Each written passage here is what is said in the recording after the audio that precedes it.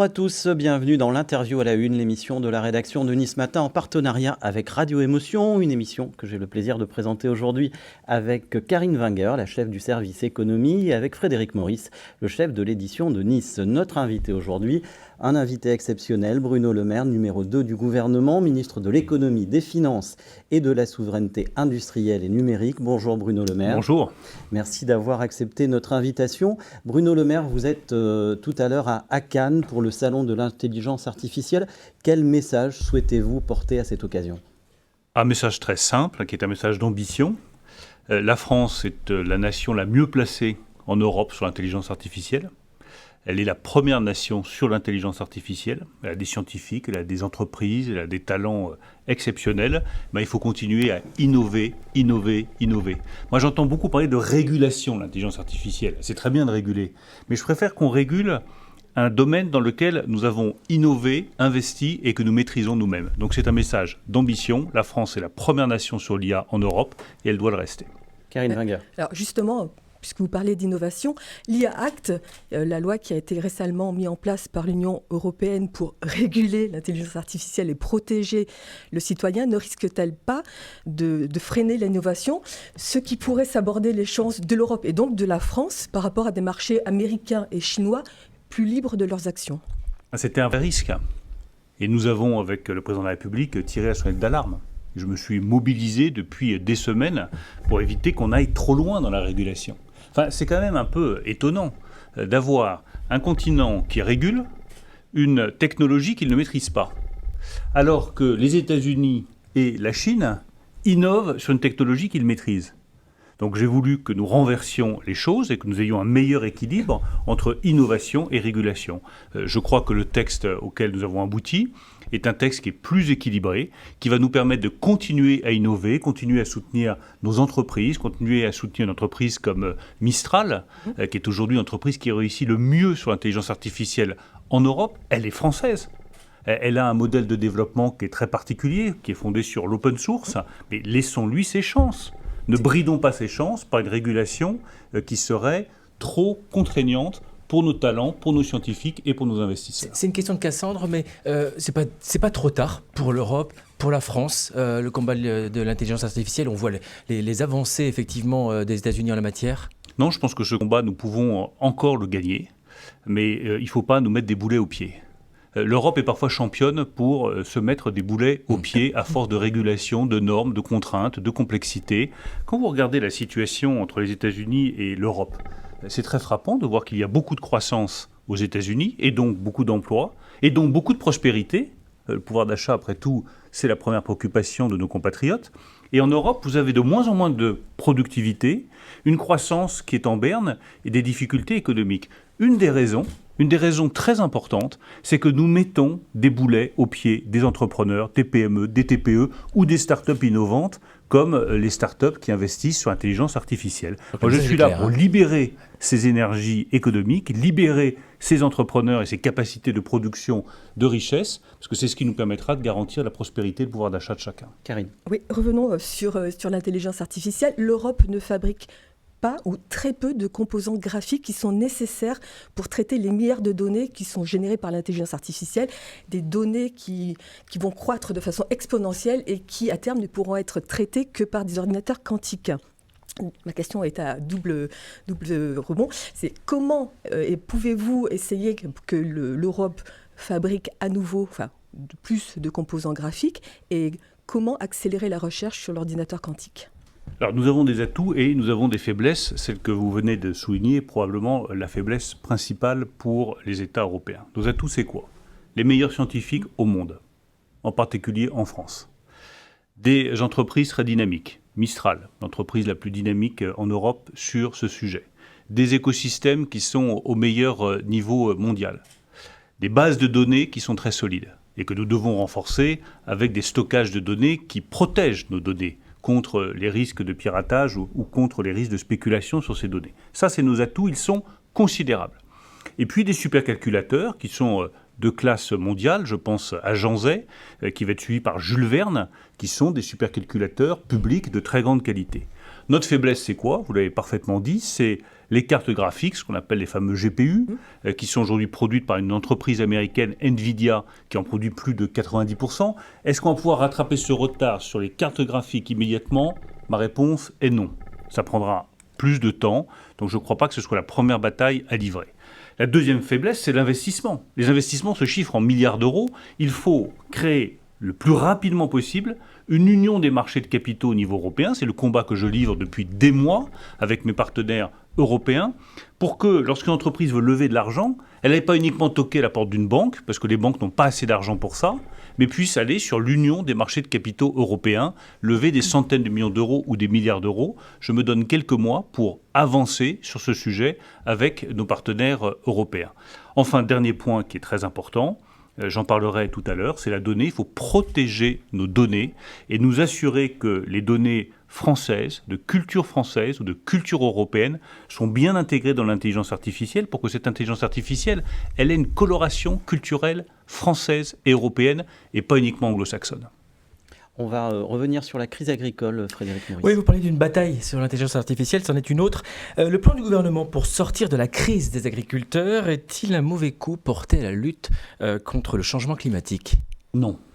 Parce qu'on se souvient de cette pause donc, Non, qu'a annoncé sur le je vais plan vous dire, quand j'étais ministre de Ecofito. l'Agriculture, je répétais très souvent que ceux qui protégeaient le plus l'environnement, c'était les agriculteurs. 10 ans plus tard, je dis la même chose. Moi, j'en ai assez qu'on accable les agriculteurs matin, midi et soir. C'est eux qui nous nourrissent, c'est eux qui font de l'alimentation de qualité, c'est eux qui nous permettent d'avoir une balance commerciale excédentaire sur les produits agricoles. Moi, je veux juste leur dire merci. Merci pour ce que vous faites sur l'environnement. Merci pour ce que vous faites pour l'aménagement du paysage.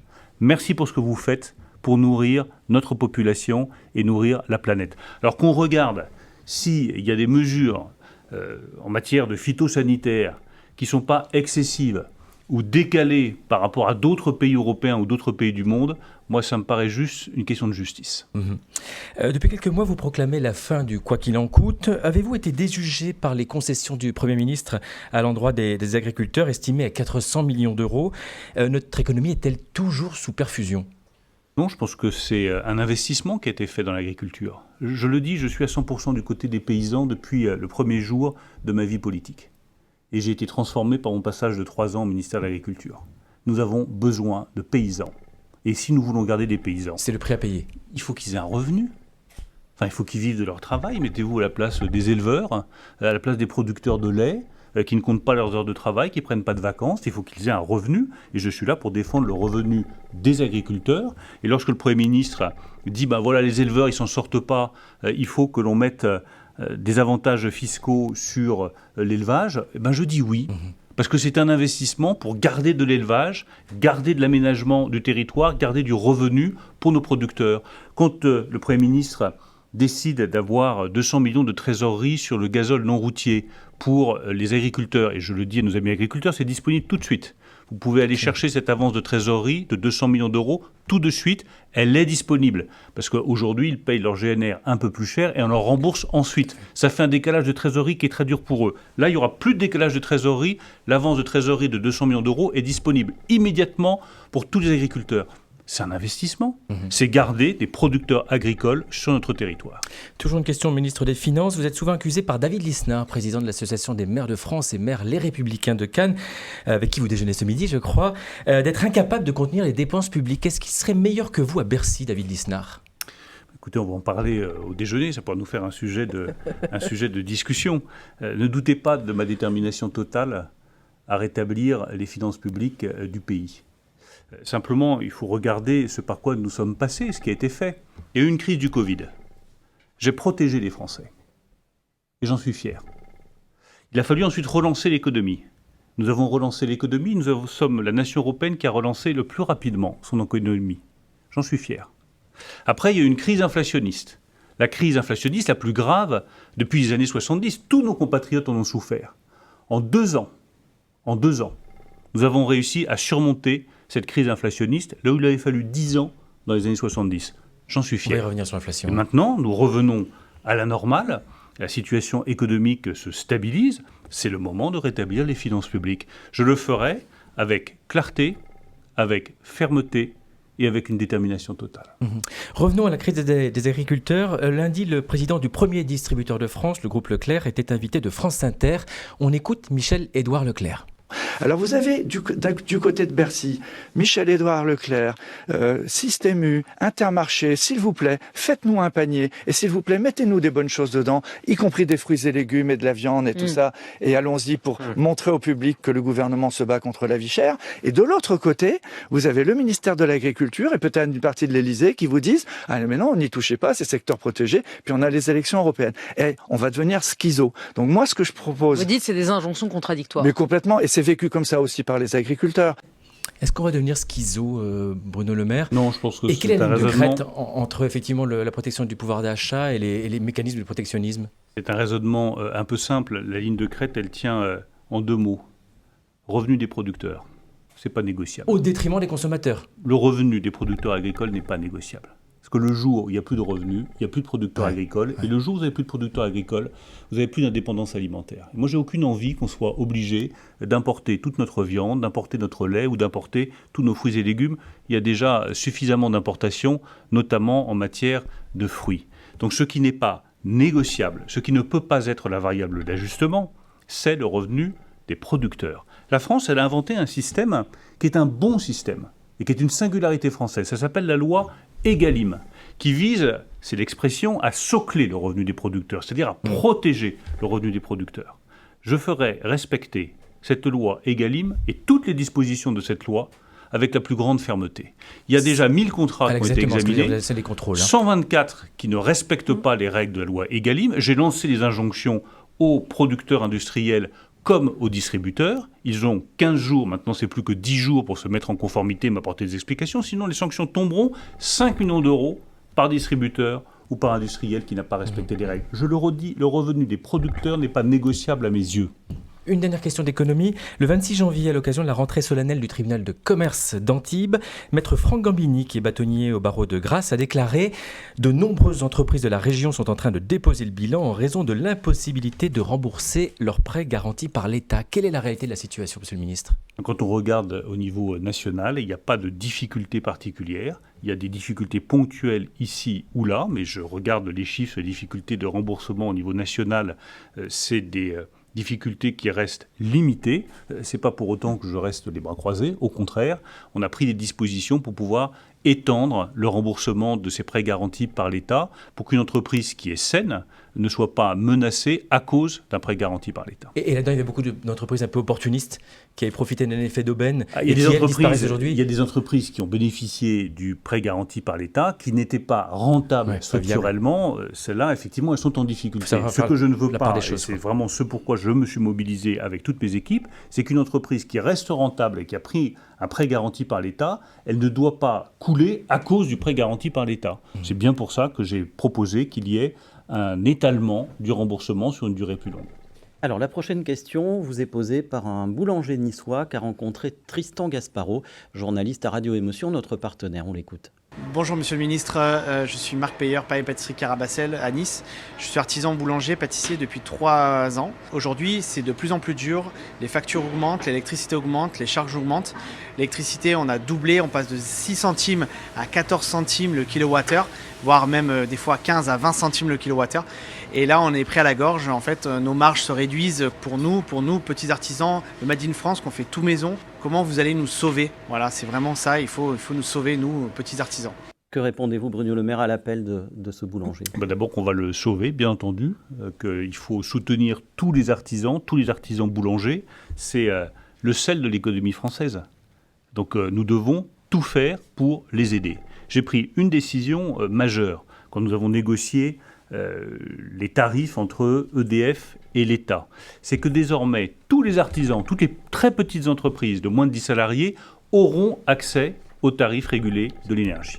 Vous savez qu'avant, c'était réservé, c'était extraordinairement compliqué. Il fallait avoir une production électrique de 36 kVA, très précisément. Si vous étiez au-dessus, vous n'aviez pas droit aux tarifs régulés. Désormais, toutes les petites entreprises, dont je pense monsieur qui est artisan boulanger, auront droit à un tarif régulé de l'électricité, c'est-à-dire un tarif moins cher. Je suis là pour protéger les petits. C'est le rôle du ministre de l'économie et des finances. Aider le développement de l'économie dans tous ses aspects, l'IA, les technologies de rupture, bien entendu, aider à la création d'emplois, mais protéger les plus petits et en particulier les artisans. Quand même, un truc important, une question importante. Moi, j'ai toujours pas compris pourquoi l'électricité va augmenter de 43% en 3 ans. Et je pense que je ne vais pas être le seul. Alors, l'électricité, elle a... d'abord, je tiens à rappeler une chose, c'est que nous avons évité aux Français que leur facture flambe. La facture, elle aurait dû doubler. La facture moyenne en France, c'est à peu près 960 ou 1000 euros. Elle est restée à 960 ou 1000 euros. Elle a augmenté, bien entendu, mais elle aurait dû doubler, passer à 2000 euros pendant la crise inflationniste. Nous avons pris à notre charge l'augmentation de cette facture. Alors, c'est un mélange de plusieurs causes. Enfin, je rappelle que la cause principale de la flambée du prix de l'énergie, ça reste la guerre en Ukraine. Le prix du mégawattheure de gaz, il était à 80 euros avant le déclenchement de la guerre. Il a bondi à 200 euros, puis il est arrivé jusqu'à 300 euros au mois d'août, lorsqu'il a fallu recharger les stocks de gaz. Passons sur ces épisodes passés. Maintenant, qu'est-ce qui compte ? C'est qu'on puisse continuer à investir dans l'électricité. Pourquoi est-ce que l'électricité a un coût ? Je comprends parfaitement que nos compatriotes se disent « Ah, mais l'électricité, elle est encore trop chère. » Parce qu'il faut investir. Il faut investir dans les réacteurs nucléaires. Il faut investir dans les énergies renouvelables, il faut investir dans nos barrages, il faut créer des champs éoliens offshore, il faut qu'on arrive à réaliser ces nouveaux EPR. Il faut que l'électricité représente, d'ici quelques années, la moitié de notre production d'énergie, de notre consommation d'énergie en France. Ça suppose des investissements, et ce sont ces investissements qui expliquent que les factures d'électricité restent à un niveau, je le reconnais bien volontiers, qui est élevé pour beaucoup de nos compatriotes, mais qui garantit notre indépendance. Après la hausse du prix de l'électricité, c'est les factures du gaz qui vont flamber prochainement. Non, elles ne flamberont pas. Je coupe court tout de suite à tout cela. Les factures de gaz resteront stables. Elles sont stables depuis que nous sommes sortis du bouclier énergétique. Je veux juste rappeler la cohérence des choix du gouvernement. Quand les prix du gaz et de l'électricité ont explosé, une fois encore, à cause de la crise en Ukraine, à cause aussi de difficultés sur nos réacteurs nucléaires, je le reconnais bien volontiers, mais la cause principale, c'est la guerre en Ukraine. Nous avons massivement protégé pendant 2 ans. Ça a coûté 90 milliards d'euros. On ne va pas dépenser 90 milliards d'euros comme ça éternellement. Donc, vous me posiez la question sur les finances publiques. Les finances publiques, ça suppose aussi d'avoir le courage, une fois que la crise énergétique est passée, de sortir progressivement des boucliers tarifaires. Nous sommes sortis en juin du bouclier tarifaire sur le gaz, mais les factures n'ont pas flambé et les factures de gaz resteront stables. J'insiste là-dessus. Sur l'électricité, j'ai dit que nous sortirions progressivement. Nous avons fait une première hausse au début de ce mois de février, en rétablissant progressivement la fameuse taxe sur la consommation finale d'électricité, mais nous l'avons rétablie de 0 € à 21 €, là où elle était à 32 € le mégawattheure avant la crise. Et pourquoi est-ce que je fais ça ? Parce que ça finance, une fois encore, les investissements nécessaires pour l'avenir, ce qui garantit notre indépendance en matière de production électrique et évitera que demain, nous soyons exposés à une nouvelle flambée des prix du gaz ou à une flambée des prix du pétrole parce que les pays du Golfe auraient décidé de restreindre leur production et que les prix flamberaient. Le prix que nous payons, c'est le prix de l'indépendance et c'est le prix de la décarbonation. Alors vous avez lancé le leasing social pour inciter les ménages modestes à passer à l'électrique et à investir dans des véhicules électriques. Il y a une limite qui a été fixée à 25 000 bénéficiaires pour l'année 2024. Cette limite, elle va évoluer. Alors, il y aura plus de bénéficiaires parce que c'est un immense succès. Preuve qu'il y a une attractivité pour le véhicule électrique, qu'en fait le seul vrai obstacle, qui est l'obstacle majeur, c'est le prix. Un véhicule électrique, ça reste très cher. Donc nous avons 2 dispositifs. Le leasing social, ce sera plus de 25 000 véhicules. Puis il y a les bonus sur les véhicules électriques qui permettent aussi d'avoir une aide pour acheter le véhicule électrique. Moi, je veux dire une chose très simple et très cohérente par rapport à tout ce que je vous ai dit depuis le début. Il y a une enveloppe d'1,5 milliard d'euros pour le soutien aux véhicules électriques et au déploiement des véhicules décarbonés. Il faut rester dans cette enveloppe. Je ne peux pas vous dire qu'on sort du quoi qu'il en coûte et que les enveloppes, elles peuvent exploser à l'infini. Quand vous avez un budget, que vous avez décidé que pour vos vacances, vous alliez dépenser 750 €, vous ne passez pas des vacances à 1 200 € parce que sinon vous n'en sortez pas. Le budget de l'État, c'est la même chose. On a dit qu'on allait mettre 1,5 milliard d'euros sur le soutien aux véhicules électriques. C'est déjà une belle somme. Ça marche remarquablement bien. On s'en tient au budget qui a été fixé 1,5 milliard d'euros pour les véhicules électriques. Donc on restera à 25 000 bénéficiaires. Il peut y avoir plus de bénéficiaires sur le leasing, mais dans ce cas-là, ça veut dire qu'il faut que les bonus évoluent, les autres bonus sur les véhicules électriques. Moi, je suis ouvert à toute discussion là-dessus, du moment qu'on respecte l'enveloppe. Le quoi qu'il en coûte est fini, on ne reviendra pas dessus. Ça suppose d'avoir le courage de tenir les enveloppes que nous avons fixées. Taxer le stationnement des SUV comme souhaite le faire Anne Hidalgo à Paris, c'est une bonne idée. Je pense que cette votation citoyenne, je crois que c'est le nom qui a été donné, est une mascarade. Et je regrette que Anne Hidalgo se soit livrée à cela. C'est une mascarade. Il y a dans la ville de Paris des choix très importants qui ont été faits sur les sens de circulation, sur la piétonisation de certaines voies, sur l'aménagement urbain, qui nous concerne tous. Mais est-ce qu'on a consulté des Parisiens pour ça? Jamais. Et là, comme il s'agit de SUV, on consulte les Parisiens. Résultat, d'ailleurs, ils ne se sont pas déplacés. Ils ont été 5% à aller voter. Donc faisons attention à ne pas jouer avec la démocratie, parce qu'au bout du compte, ça l'abîme. Karine. Hier, avec Christophe Béchu, le ministre de la Transition écologique, vous avez annoncé la mise en place d'un prêt vert garanti par l'État qui va aider les entreprises à s'adapter au réchauffement climatique. Est-ce que vous pouvez un peu nous décrire les lignes de ce prêt vert garanti ? Alors, c'est essentiel, parce que chacun voit bien aujourd'hui que le changement climatique, ce n'est pas pour demain, pour après-demain, c'est pour tout de suite. Il y a des épisodes de chaleur qui sont insupportables. Il y a des locaux dans lesquels on ne peut plus vivre sans utiliser de la climatisation. Il y a des trains qui prennent du retard parce que les rails ne résistent pas à des fortes chaleurs. Il y a des sujets d'approvisionnement en eau pour les centrales nucléaires. Donc il faut s'adapter tout de suite. Il n'y a pas un instant à perdre. Mais pour les entreprises, ça coûte très cher de s'adapter, de changer ses locaux, de refaire sa ventilation, d'aménager sa production. Et comme je n'ai pas d'argent public à mettre dessus sous forme de subvention, parce qu'il faut rétablir les comptes publics, nous avons inventé un nouvel instrument qui ne coûte rien à l'État, mais qui est très efficace. Ce sont des prêts verts garantis. 2 milliards d'euros. Si vous allez demander une somme importante, ça pourra aller jusqu'à 2 millions d'euros par entreprise, 2,5 millions d'euros pour une entreprise industrielle. Si la somme que vous demandez est importante, vous pourrez le faire à partir de l'été prochain en demandant à la Banque publique d'investissement. Vous aurez un prêt. Vous pourrez vous adapter au réchauffement climatique et le prêt sera garanti par l'État, donc c'est aucun risque pour vous et pour la BPI.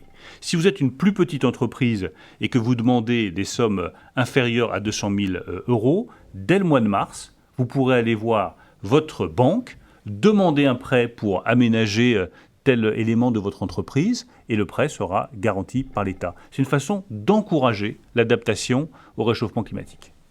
Je crois savoir que les entreprises telles que la SNCF ou EDF doivent présenter un plan d'ici à la fin de l'année. Oui, je leur ai demandé, parce que c'est une entreprise publique, donc nous avons la tutelle de ces entreprises, de me fournir d'ici décembre 2024 un plan d'adaptation au réchauffement climatique. C'est très concret. Les gens qui partent de la gare de Nice et on leur dit désolé, le train ne roule pas parce qu'il fait 35 degrés dehors et que le train ne résiste pas à 35 degrés. Ça allait très bien quand il y a 20 ans, 35 degrés c'était une température exceptionnelle, mais désormais c'est la normale. Donc il faut que la SNCF s'adapte au réchauffement climatique. EDF, si demain il y a des épisodes très graves, soit d'inondation, soit de gel, et qu'on nous dit l'électricité ne peut plus circuler parce que les réseaux à très haute tension ne résistent pas à ces températures-là, ce n'est pas acceptable non plus. Donc il faut que le réseau de transport d'électricité, EDF, SNCF, m'apporte des solutions pour l'adaptation au réchauffement climatique. Et les autres entreprises ? Que les autres entreprises suivent, une fois encore, le prêt vert garanti leur donnera la possibilité de le faire dans les meilleures conditions financières. Mais très rapidement. Frédéric. Oui. Très rapidement, elles ne sont pas contraintes à présenter un plan d'ici à la fin de l'année. Non, parce que les entreprises privées, elles sont libres. Et c'est leur intérêt. D'accord. C'est leur intérêt économique. Vous savez, dit pas de boulet, de manière plus globale, l'adaptation au réchauffement climatique, ça nous concerne tous. Ça concerne le secteur des assurances, à qui j'ai demandé des propositions. Ça concerne les entreprises publiques, c'est pour ça que je leur demande un plan d'action. Ça concerne les entreprises privées, puis ça concerne notre vie quotidienne. Enfin, je ne vais pas revenir sur ce qui s'est passé dans la vallée de la Roya, mais je pense que dans ce département qui a été si durement touché par le réchauffement climatique, chacun voit bien que s'adapter est une exigence absolue. Frédéric. Alors, vous parlez de vie quotidienne, mais je vous en parlais. Je suis un gros consommateur de fromage blanc, monsieur le ministre. Vous en moquez, jusqu'à ce que ça vous intéresse quand même. Vous ne cessez de prédire la fin de l'inflation. Or, moi, je paye toujours mon fromage blanc 3% de matière grasse, marque Carrefour, à 2,09 €. 35% de plus qu'il y a 2 ans quand il coûtait 1,55 €. Comment ça se fait que ce fromage blanc, il ne descend pas ? Parce que le prix du lait reste élevé, parce que le coût de production du lait est resté élevé au cours des mois passés, et qu'il faut rémunérer le producteur de lait. Le producteur de lait doit faire fonctionner ses treilleuses. La rémunération des agriculteurs n'a pas augmenté d'autant. Et là, c'est bien question d'inflation générale. Tout l'objectif, c'est que la rémunération du producteur de lait reste stable, alors même qu'il a encore des coûts de production qui sont très élevés. La bonne nouvelle, c'est que si vous prenez l'ensemble de votre panier, ce que vous consommez, je l'espère, pas uniquement du fromage blanc, mais d'autres produits, là, pour le coup, l'inflation a fortement ralenti. Il y a des prix qui vont baisser. Un quart des prix vont baisser dans les rayons. Je pense aux huiles, je pense aux céréales, je pense aux pâtes, je pense au café. Tout cela, le prix va baisser. Ouais. Donc ça, c'est une bonne nouvelle. Quelques centimes, après c'est normal aussi. Oui, mais bon, c'est la bonne direction. Oui. Et de manière plus globale, moi j'avais pris un engagement. J'avais dit que dans ce début d'année, nous verrions une forte baisse de l'inflation sur l'ensemble des produits, en plus des produits alimentaires. C'est le cas. Nous serons sous les 3% d'inflation dans les semaines qui viennent. Donc nous avons réussi à mettre fin à ce drame de l'inflation en un peu moins de 2 ans. Je le redis, c'est un vrai succès de politique économique. On va vous faire revenir pour vérifier. Est-ce que cette baisse des produits alimentaires ne va pas se faire au détriment de la qualité ? On a beaucoup parlé cette semaine de la cheapflation, donc qui consiste à modifier la recette d'un produit avec un produit de moindre qualité. Vous l'avez même, vous, qualifié d'arnaque, me semble-t-il. Mais c'est une arnaque, bien sûr. Est-ce que ça ne sera pas justement au détriment de la santé ? Les distributeurs seront obligés au printemps prochain, vers le mois de mai, on va préciser exactement les dates, de signaler sur tous les produits qui réduisent le contenu qu'il y a eu une réduction du contenu. L'inflation sur les produits alimentaires, elle a été terrible pour nos compatriotes. Parce que les chiffres d'inflation globaux cachent des disparités d'un produit à l'autre. Sur l'inflation, c'est allé jusqu'à 16%. Donc c'est absolument considérable. Et même si on a réussi... Le fromage blanc, 35% par exemple. 35%. Oui, c'est des chiffres qui sont totalement vertigineux. Donc nous avons réussi à briser cette spirale inflationniste. Je le redis, en moins de 2 ans, y compris maintenant sur les produits alimentaires. Mais je ne veux pas que des petits malins se rattrapent en réduisant le contenu. Donc dès le mois de mai prochain, il y aura une obligation réglementaire pour tous les distributeurs à signaler, par exemple, sur un paquet de chips que le contenu de 100 grammes est passé à 90 grammes, ou sur le jus d'orange que le contenu de 75 centilitres est passé à 70 centilitres. Je crois à la transparence et à l'information du consommateur. Et là, pour le coup, ce sera une obligation réglementaire. Alors, c'est la shrinkflation quand on réduit la quantité, mais là, c'est la cheapflation, c'est-à-dire modifier la qualité du produit. On conserve le même poids. Là aussi, même chose, je suis favorable à une information et une transparence totale pour le consommateur.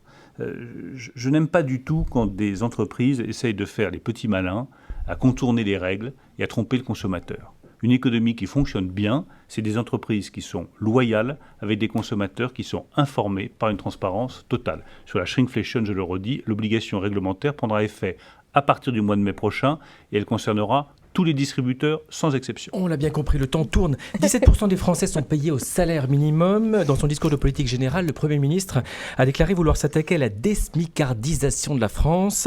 Mais Gabriel Attal n'a pas détaillé comment il comptait faire. Est-ce que son ministre de l'économie est capable, lui, de nous détailler ce matin ? Alors je peux le détailler, mais je le détaille d'abord auprès du Premier ministre et du Président de la République. Moi, je regarde juste un constat très simple. Aujourd'hui, vous avez de plus en plus de personnes qui sont effectivement payées au niveau du SMIC. C'était 12%, maintenant c'est 17%. Le pire, c'est cette absence de dynamique salariale. Alors on a apporté beaucoup de réponses au cours des années passées.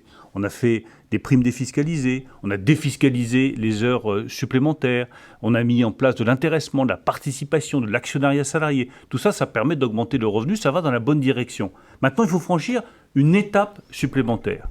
Il faut regarder, par exemple, sur le profit des allègements de charges. Est-ce qu'il ne faut pas revoir ce profit des allègements de charges pour recréer de la dynamique salariale ? Je vais vous donner un exemple très concret.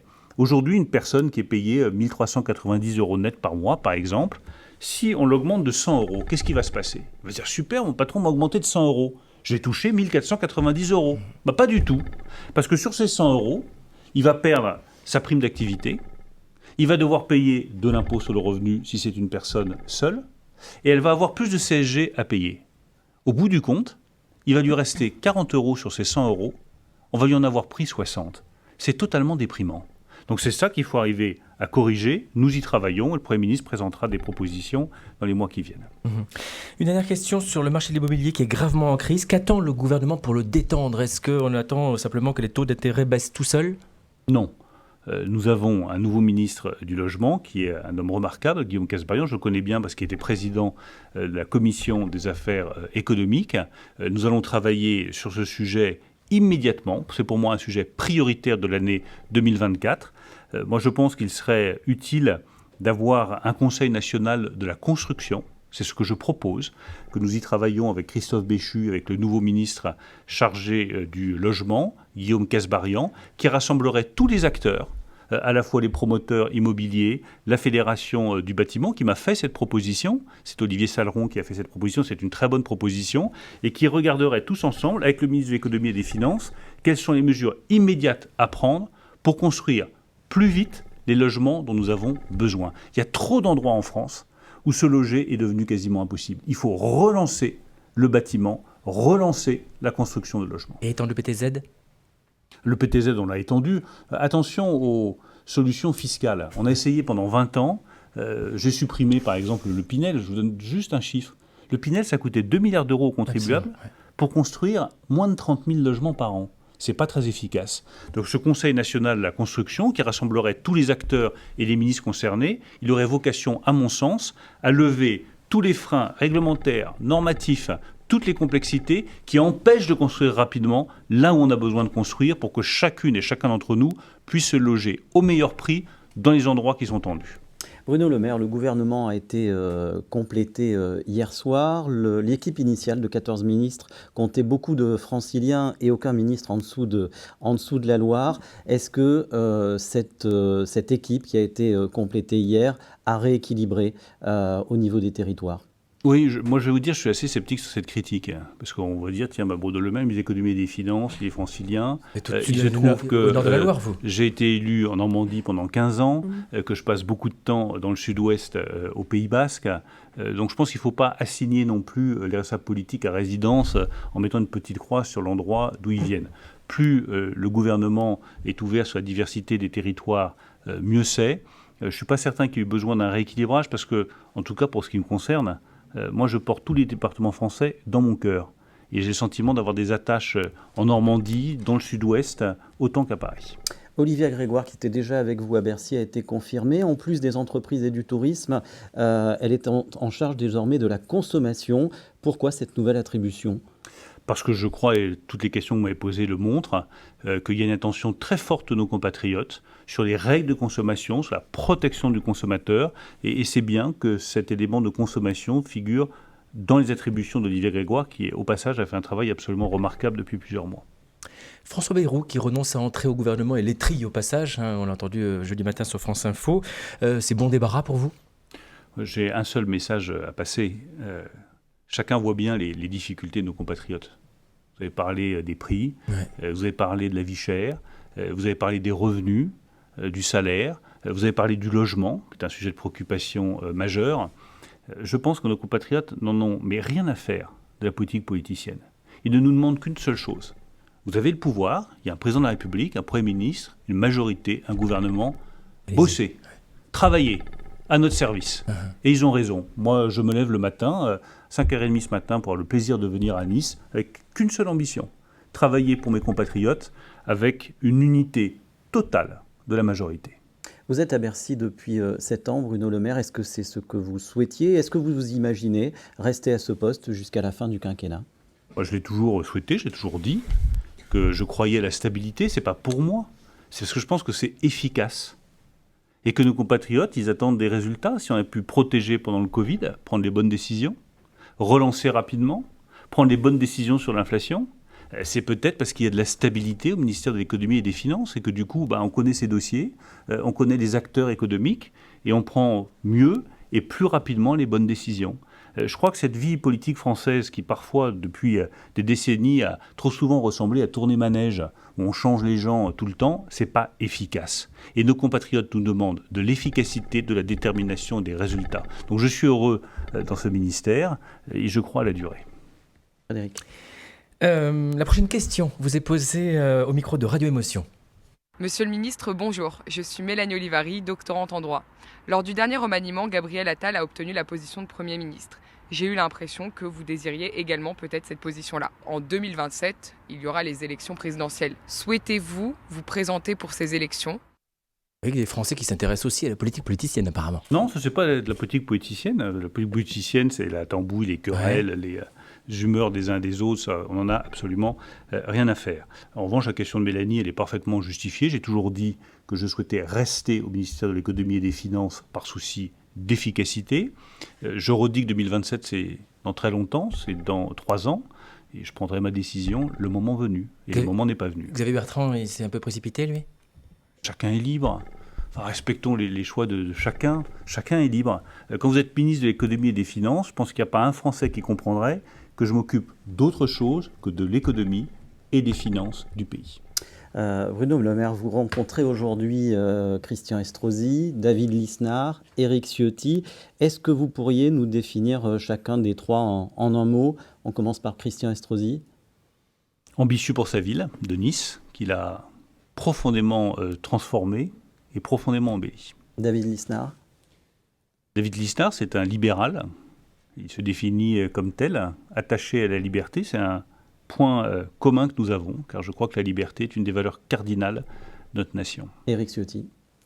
Éric Ciotti, c'est un homme déterminé, avec lequel j'aime beaucoup échanger. On n'a pas suivi les mêmes parcours, mais j'aime beaucoup échanger avec Éric Ciotti. Je rajouterais le maire de Saint-Laurent-du-Var, Joseph Segura, qui est un grand ami, et puis le président de la région, Renaud Muselier, avec lequel j'entretiens d'excellentes relations. On a fait des très belles choses pendant le Covid, des très belles choses après, et on travaille remarquablement ensemble. Alors, avant de terminer, on passe à la question perso.